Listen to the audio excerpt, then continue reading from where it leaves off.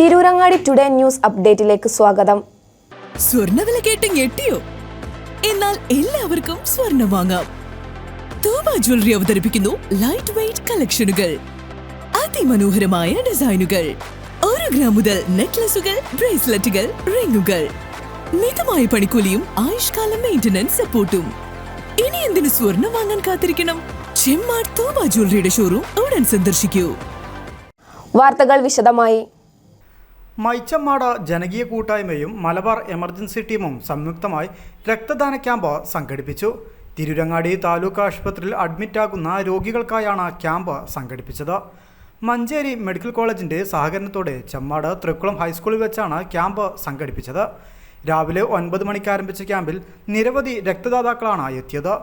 Blood bank medical officer രക്തം സ്വീകരിച്ചുകൊണ്ട് camp ഉദ്ഘാടനം ചെയ്തു. നഗരസഭയുടെ വിവിധ ഭാഗങ്ങളിൽ നിന്നുള്ള ക്ലബ്ബുകളിൽ നിന്നും സന്നദ്ധ പ്രവർത്തകരും രക്തദാനത്തിനായി ക്യാമ്പിലെത്തി.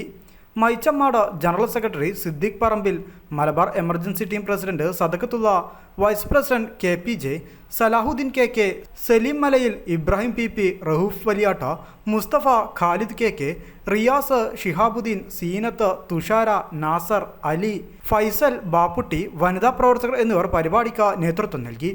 നൌഷ സിറ്റി പാർക്ക് ക്യാമ്പിലേക്ക് ആവശ്യമായ ഫുഡ് സ്പോൺസർ ചെയ്യുകയും ക്യാമ്പ് സന്ദർശിക്കുകയും ചെയ്തു. താലൂക്ക് ആശുപത്രി സൂപ്രണ്ട് ഡോക്ടർ പ്രഭുദാസ്, മെഡിക്കൽ ഓഫീസർ രക്തദാതാക്കൾക്കുള്ള സർട്ടിഫിക്കറ്റ് വിതരണം ചെയ്തു. ക്യാമ്പിന് എല്ലാ സൗകര്യങ്ങളും ഒരുക്കിത്തന്ന സ്കൂൾ അധികൃതരോടും PTA പ്രസിഡന്റിനും രക്തദാനം ചെയ്യാനെത്തിയവരോടും സഹകരിച്ചവരോടും ഭാരവാഹികൾ നന്ദി പറഞ്ഞു. News bureau, Tirurangadi.